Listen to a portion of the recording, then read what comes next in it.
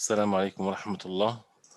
الحمد لله رب العالمين، والصلاة والسلام على أشرف المرسلين نبينا محمد وعلى آله وصحبه أجمعين.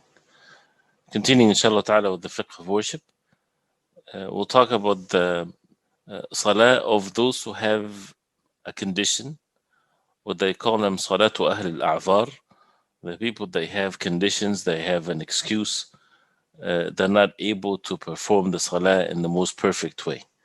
And as we know that since Allah subhanahu wa ta'ala ordered us to establish the salah and to follow the Prophet ﷺ in the way that we make the salah requires some actions, physical actions, whether it's some conditions of it, of wudu, for example. So this requires actions, water to be on certain organs of the body, to stand, to make ruku', to make sujood.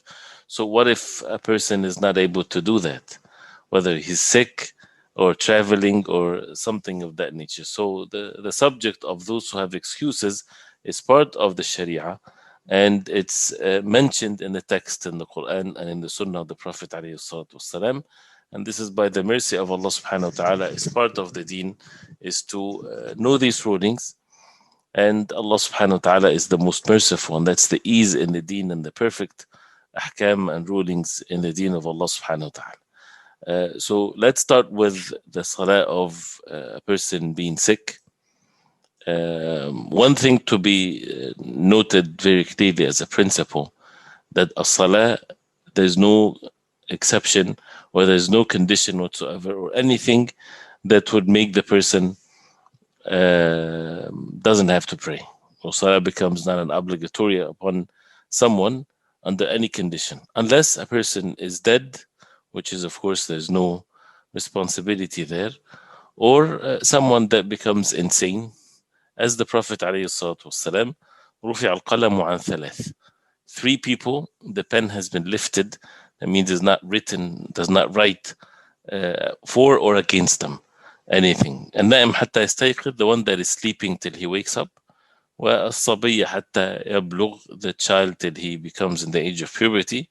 والمجنون حتى يفيق, and the insane person till he regains his sanity. So if a person is awake, then he has to make salah.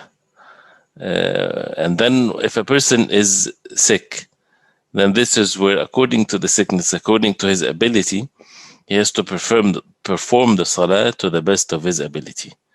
So it's mandatory, and that's always the ruling when it comes to make the salah.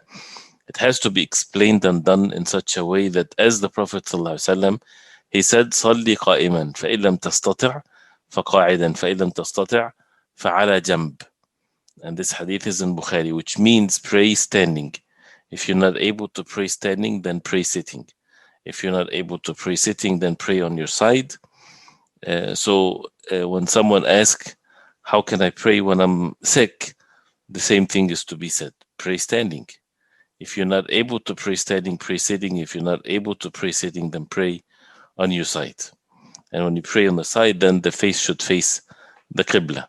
And if that's difficult, then on the left side. If a person is not able to do that, then on his back, and his foot would face the Qibla, and his face, if he's able to face the Qibla, to be propped up and face the Qibla, if it's easy, if he is able to do so.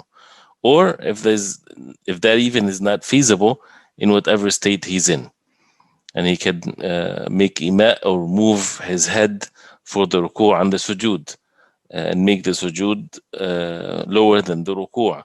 If he's not able even to move his head, then is to pray with his eyes. If he's not able to move his eyes and he's still conscious, then with his heart. So there's no condition where it's going to say, then the person does not have to make salah. And the same thing with the wudu, as it will be mentioned inshallah ta'ala. So the same thing when it comes to facing the Qibla and all the conditions for the salah. If a person is not able to face the Qibla because of whatever reason, then he faces the Qibla to whatever he's able to, and then whatever positions he's not able to face the Qibla, then it's okay. Like a person in the plane, and the plane is tight and he does not have the ability to face the Qibla and pray facing the Qibla. if he's able to make takbiratul ihram while facing the qibla, or the entire standing by facing the qibla, but then when he makes ruku', there's no place he has to sit, and when he sits, he does not face the qibla, then he do whatever he's able to. That's basically the most important principle in Salatul Marid, or the Salah of the sick person. And the condition for that is, or the evidence of that is the ayah فَاتَّقُوا اللَّهَ مَا اسْتَطَعْتُمْ. Be obedient to Allah and to the best of your ability.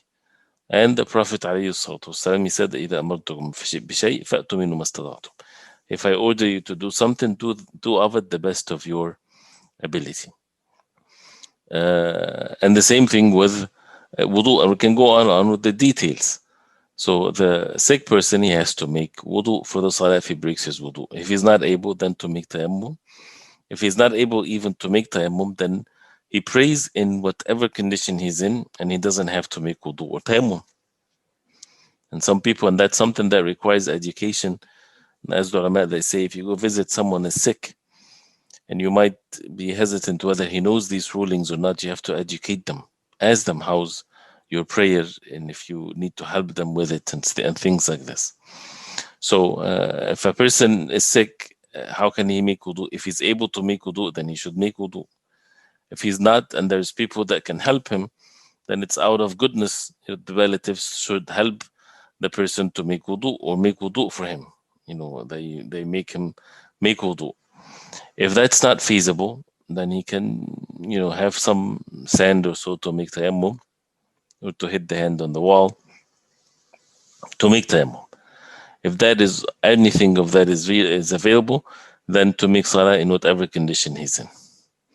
And the situation with the water also, if a person is he's able to make wudu with water, but this can cause him to get more sick, right? And that's these types of rulings, whether it's very obvious or a trustworthy Muslim doctor would give the verdict whether water is going to be harmful for him or not. And one of the ways to make it easy for a person for the salah, the one that is extremely sick, he can combine the salah, or he can combine the salah in such a way that he would delay Salatul Dhuhr, for example, till it's right before Asr. Then he makes wudu, or makes any form of tahara, purification. Then he prays Dhuhr, and then wait for a little bit for the adhan of Asr. Then he pray Asr. So as if he made Jama', but it's not really Jama', combining. The same thing with Maghrib and Isha. If it's difficult for him to make wudu, if it's difficult for him to make salah itself, right? But of course, the salah has to be complete for rak'ah and so on, because he is resident, and being sick does not make it permissible for the person to make qasr.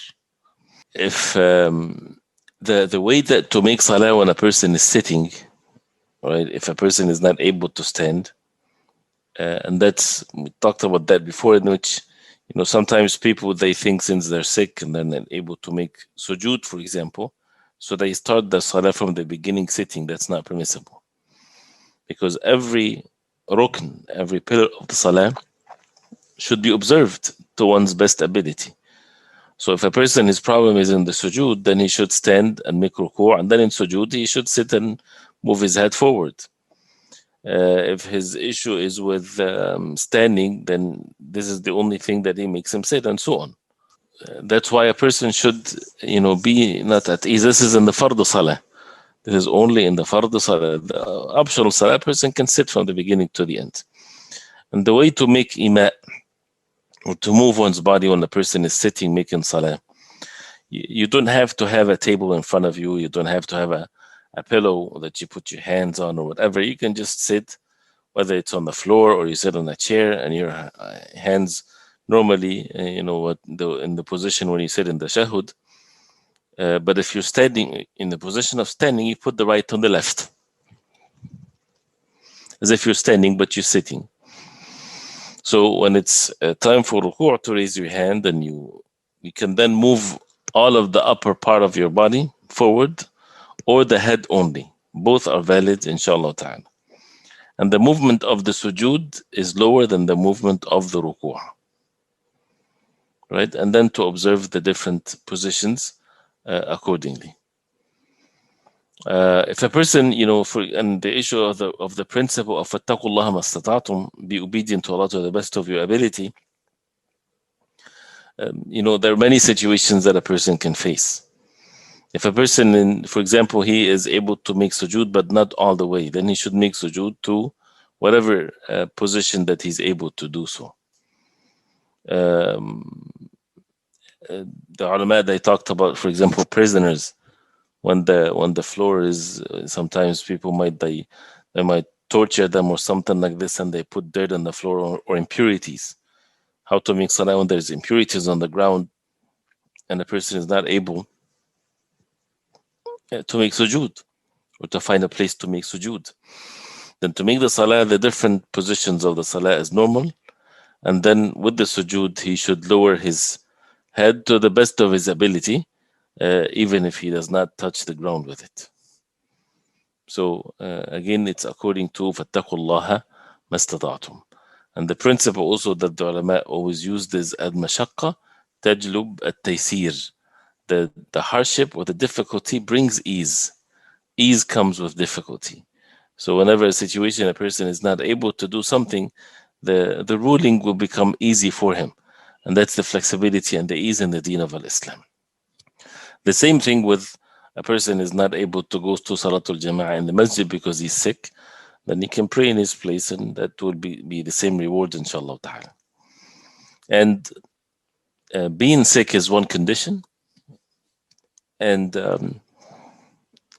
also as a condition for a person not to go for the Jama'ah, if his sickness will, according to the means that people know, might be prolonged as a result of going to the masjid, then it's better to stay at home and to make salah for the sake of Allah. And the Prophet ﷺ said in this beautiful hadith that gives the comfort for anyone that used to be steadfast on the deen of Allah when they're healthy, if they sick, the rewards will be given in full. The hadith of the Prophet ﷺ is in Bukhari and others.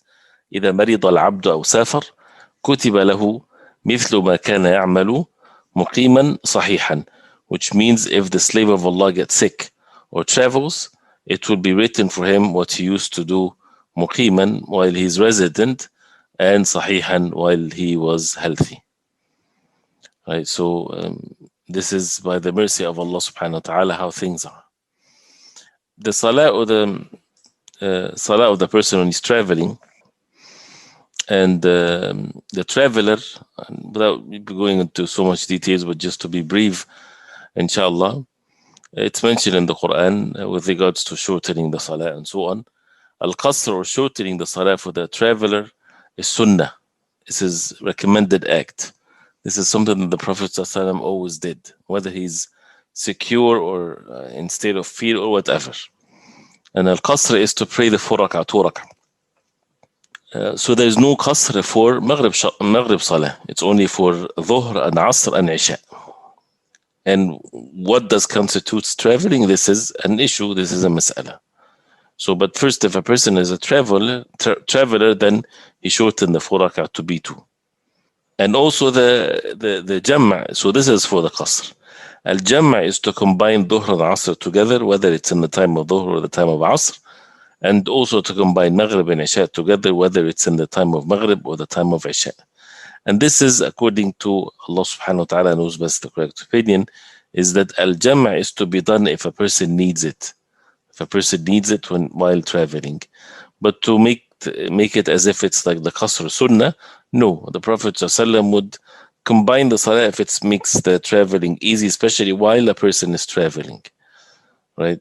So what constitutes traveling, according to the majority of the ulama, is if a person's traveling to go and reside in a place for more than 3 nights and 4 days, then he's not a traveler. It has to be less than that, knowingly. So while he's traveling on the way, this is traveling, and that's all the rulings of traveling applies. But once he reaches destination, and he knows that he's going to stay for a specific time, and that specific time is less than or 3 nights and 4 days, then he can shorten and combine. More than that, then once he reaches his destination, it's not permissible to take the rulings of a safar or the ruling of traveling with shortening and combining. So this is with regards to the 3 nights and 4 days. When does a person start to shorten the salah and combine? Is once he leaves his town and the buildings becomes behind him, and he is traveling. So not just anytime a person goes out of his city, he can combine, because you can go out of your city, for something quick, and you come back. You're not traveling, going to a traveling distance. And that, of course, does not make the person take the rulings of traveling. It's only if he's going to a traveling distance, then he can start to combine or to start to shorten the salah once the buildings of the city behind his back. And that's why what's the difference that constitutes travelings, and this is also differences of opinions on 48 miles and things like this. And the ulama, when they mention this, looking at the prayers of the Prophet ﷺ or the travelings of the Prophet ﷺ, but anything that is considered to be traveling, then it makes it permissible for the person to take the ahkam and the rulings of traveling. So the norm of the people in the locality that the person is in makes it clear what's traveling and what's not. So suburbs, for example, of a city, it might be 40 or 50 miles away or in a circle of a city from the center of the city, but that's not considered traveling because he did not depart from the city. Or the people in that town, they do not consider that as traveling. So the urf, or the known to the people, is important to this in this. And to use the 48 miles as a way to help to carry it with us, in our ruling, not to make it the way to determine a distance of traveling or not. So this is with regards to what constitutes the safar or traveling. If a person prays behind someone that is not a traveler, is a resident, he has to complete the salah with him. So if you're a ma'moom praying behind the imam, and the imam prays dhuhr 4 rak'ah, and you can pray the dhuhr only 2 rak'ah, even if you came in the 3rd rak'ah and you prayed 2 rak'ah and made salam with the imam, you still have to get up and make 2 more rak'ah, because you have to follow the imam in the number of the rak'at. So you have to follow the imam in the number of the rak'at if the imam completes his salah. But if the musafir, the one that can shorten the salah, leads the salah, he can either tell the people to complete your salah because we're traveling, as the Prophet ﷺ used to say.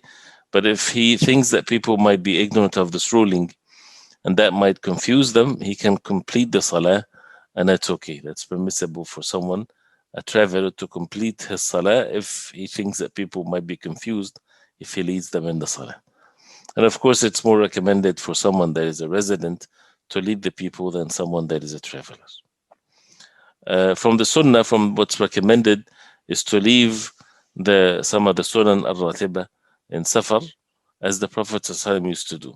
So the sunnah al-dhuhr, right, to be, a person can skip that, sunnah al-dhuhr, sunnah al-maghrib, and sunnah al-isha. Right? But sunnah al-fajr, the Prophet ﷺ used to pray them whether he is traveling or not. And witr prayer.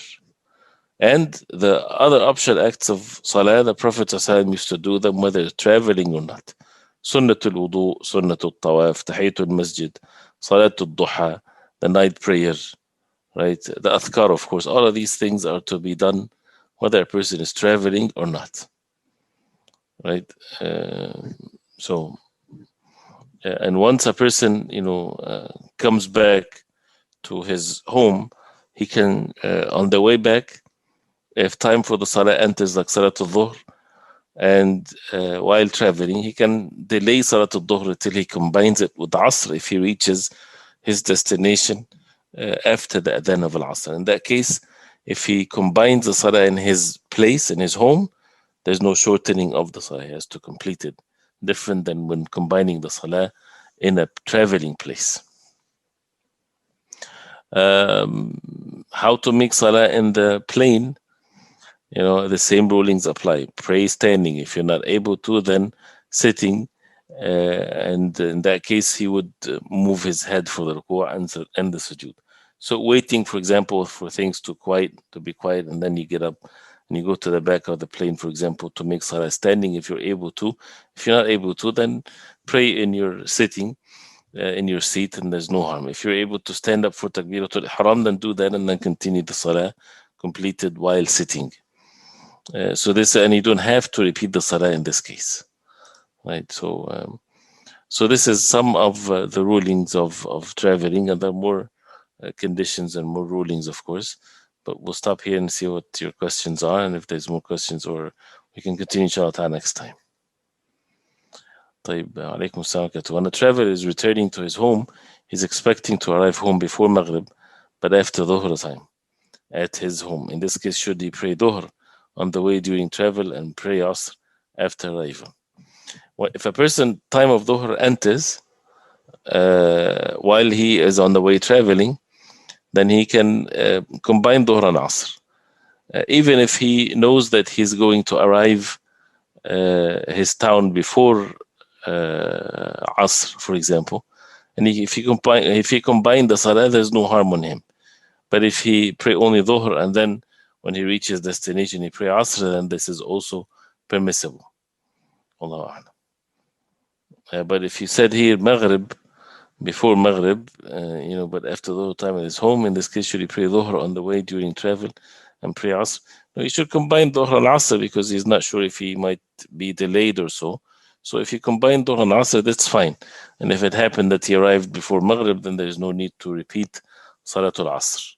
But if he prayed only Dhuhr and he waited till he prayed Asr in his hometown, this is also permissible. If we travel from Chicago to Milwaukee and return in a few hours, then we have to do Qasr in Milwaukee. Yes, you can make Qasr on the way. Once you depart from Chicago, you start your Qasr and Jam', and also in Milwaukee, and then on the way back. Once you enter Chicago again, then all of these rukhas and breaks is to be stopped. If a person cannot bend head to floor in sujood, then should he put hands on the floor because he's able to, or incomplete sujood should always be done with hands on thigh? If he's sitting on the floor, right, and he is able to go as close as he can to the sujood, then he can put his hand and lower his head, yes. But if he's not going to be able to do that, then it's okay only to move the head. So the normal position of the sujood, he can put his hand on his thigh and to lower his head. But if he's able to do that and put his hand on the ground to be as close as he can to the ground, then that's okay also. If the plane takes off before Fajr but arrives after the time of Fajr, traveling against the direction of the sun, when should I perform the prayer? If it leaves before Fajr, then you pray Fajr in the plane. And the sun would rise before you arrive to your destination, then you have to pray Fajr in the plane. So you pray Sunnah al-Fajr sitting, and then for the Fard, if you're able to stand, then you stand, and if you're not able to, then you pray sitting, inshallah ta'ala. طيب, barakallahu fikum. We'll continue inshallah ta'ala next time. وصلى الله وسلم وبارك على محمد وصحبه وسلم. والسلام عليكم ورحمة الله. For the next class inshallah.